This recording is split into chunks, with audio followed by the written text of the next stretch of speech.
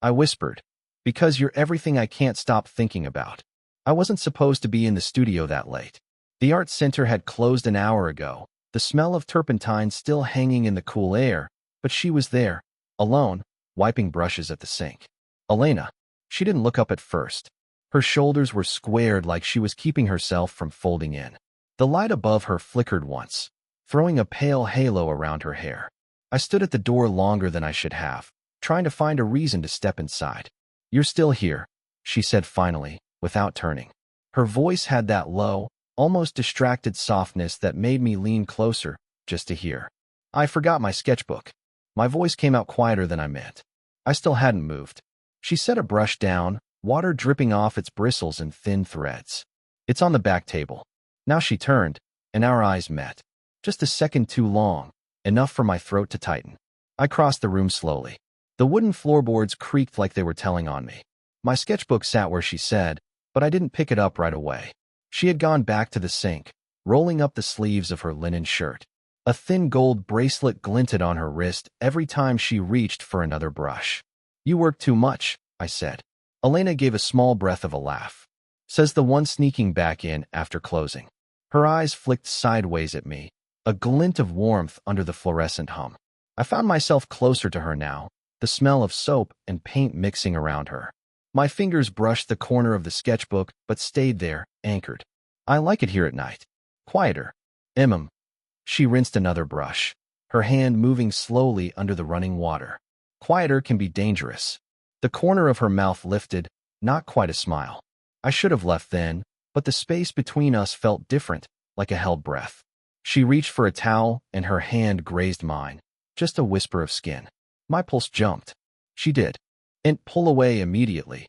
She folded the towel instead, eyes still on the sink. You're trembling, she said, almost absent-mindedly. I exhaled a laugh that didn't sound like me. Cold hands. But we both knew the room wasn't cold. For a moment, neither of us spoke. Her posture softened, just slightly. Mine stiffened, trying to stay composed. In the reflection of the window, I saw her glance at me, then look away, tucking a strand of hair behind her ear. I finally picked up the sketchbook, but still didn't move toward the door. Elena, I said, and stopped, the word hanging between us like another question. She turned then, towel in her hands, eyes steady but unreadable. Why do you care so much? Her tone was light, but there was something under it, an edge of curiosity, or maybe a dare. I swallowed. My voice came out almost a whisper. Because you're everything I can't stop thinking about. The towel slipped from her fingers to the floor. Neither of us bent to pick it up. Her lips parted as if to speak, but footsteps echoed in the hallway outside. Quick, sharp, someone approaching the door. We both turned toward the sound at once, the spell breaking but not gone, waiting. The footsteps faded down the hallway. Whoever it was had turned another corner. Silence slid back into the studio, heavier now.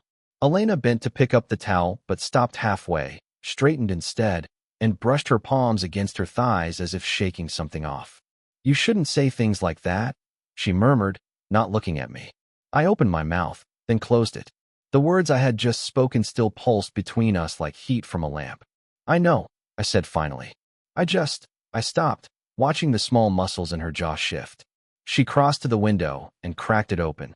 The evening air pushed in, damp and cool. A faint drizzle pattered on the sill. She leaned on the frame with one arm. People already talk, she said quietly. A woman my age, and a student who used to sit in that corner. I stepped closer but stayed behind her. I'm not your student anymore. That doesn't erase the years between us, she said, almost to the rain outside. Her fingers tapped once against the wood, a restless beat. I wanted to reach for her, but held myself still. Does it bother you? Elena let out a breath that trembled just slightly.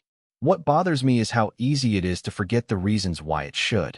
She turned then, eyes searching mine. The smell of rain clung to her shirt. A strand of hair stuck to her cheek, and she didn't brush it away. I found myself speaking before thinking. I left town after my father died. 3 years wandering, no plan. Every place felt like noise except here. I swallowed. And you?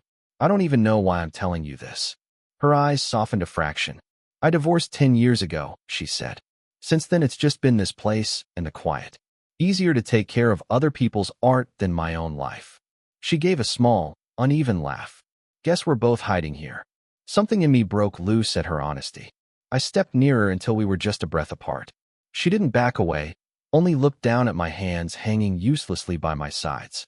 You should go, she whispered, but her hand rose, almost unconsciously, to straighten the collar of my jacket. Her knuckles grazed my throat, light as a moth's wing. I closed my eyes for half a second, trying not to lean into it. Tell me to stop, I said. She drew her hand back slowly, fingers curling, but not before they lingered a heartbeat too long on my shoulder. Her breath brushed against my jaw as she did. Neither of us moved. Outside, the rain deepened, drumming softly on the roof. Inside, the distance between us felt thin as paper, ready to tear. She met my eyes, lips parted as if to speak, but instead she reached past me, gently pressing my sketchbook against my chest. A wordless gesture that felt like both warning and invitation at once. The rain had stopped by morning, leaving the sidewalk slick and shining. Elena had asked me to help move a stack of canvases from the storage room to the upstairs gallery, just for the afternoon, she'd said, eyes sliding away as if it were nothing. The stairwell was narrow and dim, smelling faintly of dust and coffee grounds from the cafe below. We carried frames one at a time, our shoulders brushing as we passed. Each touch felt accidental, each pause a little longer than it needed to be. Halfway up, her phone buzzed. She set the canvas against the wall and glanced at the screen. It's Marlene, she murmured, biting her lip. She's supposed to be on shift this morning. Do you need to get it? She hesitated, thumb hovering. Later. She put the phone face down on the windowsill. Outside, a beam of sun hit the wet pavement. Inside, the stairwell felt even smaller. We reached the gallery door. She fumbled with the keys, dropped them once. I crouched at the same time she did. Our heads nearly touched. She froze, still crouched, looking at me from inches away. Her hair fell forward, brushing my cheek. Elena, my voice came out like a breath. She straightened quickly, unlocking the door. We should finish before she gets here, she said, but her hands shook slightly as she pushed it open. Inside, the gallery was bright and empty, dust motes spinning in the shafts of light. We set the canvases against the wall. She pressed her palms to the window frame, staring at the street below. They'll notice, she said softly. They always notice. Notice what? Her eyes flicked toward me, then down at my hands. How you look at me. I laughed once quietly. I try not to. I can tell. Her voice was thin now like glass. I took a step toward her. She didn't move. My fingers hovered near her elbow but didn't touch. Tell me to stop, I whispered. She turned, leaning back against the window frame. The sunlight lit her face, her throat. I should, she said, but didn't. We stood like that, a heartbeat's width apart. The sounds of the street muted below. She lifted her hand, hesitated, then let it rest on my chest, a light, trembling press over my shirt. I closed my eyes. From the hall came the sound of footsteps, quick and unexpected. She snatched her hand back. I moved away, pretending to adjust the canvases. The door rattled once, then went quiet. Whoever it was had walked past. We both exhaled at the same time. She gave a small, broken laugh, brushing hair from her face. This is madness, she whispered. I reached out anyway, catching her wrist before she could pull completely away. For a second, she didn't resist. Her pulse beat under my fingers. She looked at me, not away, not down, and everything around us seemed to shrink until there was only the small space left between our mouths, the unspoken gravity holding us there. The gallery had emptied out at dusk. The last visitor's footsteps echoed down the stairs, the door clicking shut below. We were alone again, paint smell and silence settling over everything like a heavy cloth. Elena was rearranging a row of chairs for tomorrow's class. I stood by the window pretending to check my phone, but every movement she made seemed to pull me closer. When she bent to pick up a dropped pencil, the back of her shirt shifted just enough for me to see the soft line of her neck. I looked away fast, heart pounding. She straightened slowly, tucking a strand of hair behind her ear. You're quiet tonight, she said without turning. Her voice had an edge, half teasing, half testing. I'm trying, I said. She glanced over her shoulder. Trying not to look at me? Yes. The word escaped before I could swallow it. She let the pencil roll from her fingers to the table. Do you know how hard it is to keep pretending? She asked, still not facing me. I crossed the floor before I could stop myself. Then stopped pretending. My hand lifted, hesitated, then brushed a stray wisp of hair from her temple. My fingers barely grazed her skin, but she inhaled sharply. You shouldn't, she began, but her voice faltered. She turned to face me fully, eyes bright and wet like she'd been holding back too much. You're a boy, she said. You don't know what this could cost. I'm not a boy. My voice was low, closer to her ear now. And you're not just my teacher. She laughed once, short and bitter, but didn't step back. Age is a wall, Noah. People see it before they see anything else. I don't care what they see. Her hand rose as if to push me away, but ended up resting flat against my chest. The warmth of her palm burned through the fabric. I covered it with mine, pressing it there. She trembled, but didn't move. I can't, she whispered, but her head dropped forward until her forehead almost touched mine. Her hair smelled of rain and soap. My thumb traced the inside of her wrist where her pulse raced. You're shaking, I said. So are you, she breathed. Silence wrapped around us, thick and electric. Her breath brushed my lips. My other hand slid up, cupping the back of her neck, and she leaned into it, eyes half closed. We hovered there, every sense screaming, every rule breaking. A noise came from the stairwell, the scrape of the outer door, a voice calling her name. She jerked back slightly, eyes wide. My hand stayed on her neck. Her fingers clutched my shirt. Neither of us moved, caught between retreat and something we couldn't undo. She swallowed hard. If we do this, she whispered, we can't go back. The voice on the stairwell didn't fade this time. It climbed closer, heels on wood, a faint jangle of keys. Elena slipped out of my hands, stepping back as though distance could erase what had just happened. She smoothed her shirt twice, a nervous ritual. It's Marlene, she whispered, her throat tight. She's not supposed to. The gallery door opened a crack. Elena? You up here? Elena darted a glance at me. In that instant her face held something I hadn't seen before. Not just fear, but guilt. Stay? Here, she mouthed, then stepped toward the door, calling back with forced calm. Yes, upstairs. Just a second. I stood frozen by the window, every nerve on edge. Through the door gap, I heard Marlene's voice, lower now, almost conspiratorial. I saw you two on the stairwell. Do you think people won't notice? Elena's answer was too soft for me to catch. I pressed a hand against the cool window glass, heart thudding. The door closed again. Elena returned, her face pale, but her eyes lit with something fierce. She knows, she said quietly. She's known for a while. My stomach dropped. And you didn't tell me? I thought it would fade, she said, running a trembling hand through her hair. I thought if I kept it contained. She stopped, swallowing hard. She threatened to go to the board. The room tilted slightly. The board? As in the Arts Council. She said she'd raise concerns. Elena gave a brittle laugh. They'd see an older woman exploiting a younger man. They'd never believe the reverse.